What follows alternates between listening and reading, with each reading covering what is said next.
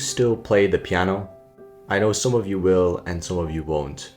I remember I was 5 years old when I first placed my fingers onto a piano keyboard for the first time in my life. And you can imagine that expression to be just a little kid being super happy. I remember just feeling that joy of being able to produce music and being that little crazy monster just playing whatever key notes of whatever I'm feeling right in that moment. For the next couple of years in my life, I would go home every single day from kindergarten, quickly finish my homework, and the one thing that I really adored to do is to play the piano. For the past 7 days, I've been reflecting on my journey and childhood till now, and really thinking about what type of person this childhood has built me today. I remember so deeply grade 8, COVID suddenly came and we were all so happy that we didn't have to go in real life to school and just had to do Zoom lessons. I would hop on Fortnite with my friends every single day, maybe not every single day, but every other day, and tell the teacher that I'm focusing in class while obviously having fun times with my friends playing Fortnite. I remember there was a specific time when the teacher had to ask us to open our mics because we had to answer a question in science class.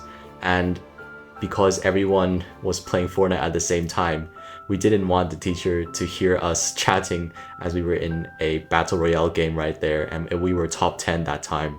So what we had to do was we logged out of Zoom and we told the teacher that our internet crashed, which is the classic complaint for everyone and a very really nice excuse if you've been doing online Zoom when COVID arrived.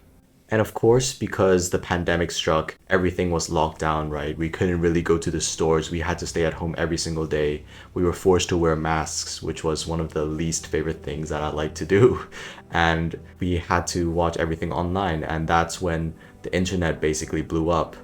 And there was just this one little tiny thing which I've prayed to happen, which was getting my grade 8 piano ABRSM cancelled. But it didn't cancel and I had to take the online exam. And to really get the full picture of becoming a piano lover to basically a piano hater, we have to go back to the very beginning of this entire story. Growing up, it was a norm for myself to play the piano, especially being in the classic Asian household. I remember my parents talking about how my Asian friends were all doing the ABRSM, so I was automatically forced to basically also take the ABRSM.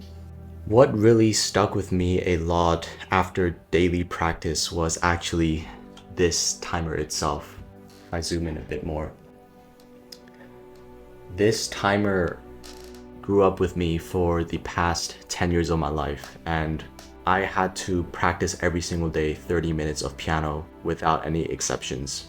And as a 5-year-old and also a 10-year-old later on, I wanted to take shortcuts. So what I would automatically do every single time was set the timer to 30 minutes, but before I started practicing, I would get a few seconds off the clock, and these memories really still stuck with me whenever I think about playing the piano itself. I would try to fool my instructors as well by sending them replicate of videos of after practicing every single day by using previous video footages, and sometimes it worked. But at the end of the day, my instructors still knew that I did not practice enough in our weekly sessions, and therefore they reported to my parents, which was really fun memories back then.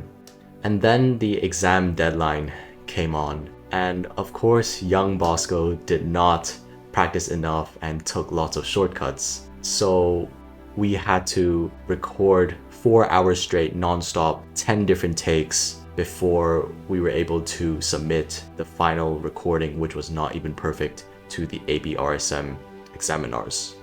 I deeply remembered that I was going to cry in between one of these recordings because I didn't see myself being able to pass this piano exam at all, especially when you have 3 adults staring straight at you and having that pressure to really play every note with the right tone, which is really frustrating.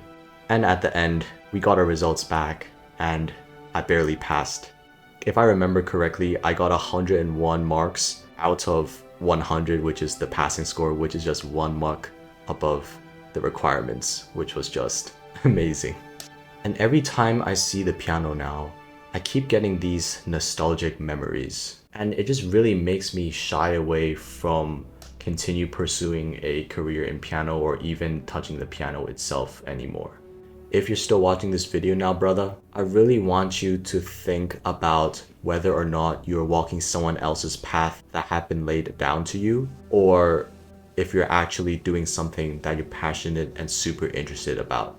Just looking back at my childhood memories, I realized that we really just have one life, and we don't have time to waste, especially if you are a young individual right now. I keep falling into the trap sometimes of just continue looking at other people's success and feeling bad about myself not being able to achieve levels that they have achieved. But it's super important to really think about what path in life and what game do you really want to play. Because at the end of the day, what is the meaning of life if you are not going to carve a unique path of yours? I'll catch you in the next one, brother. Peace.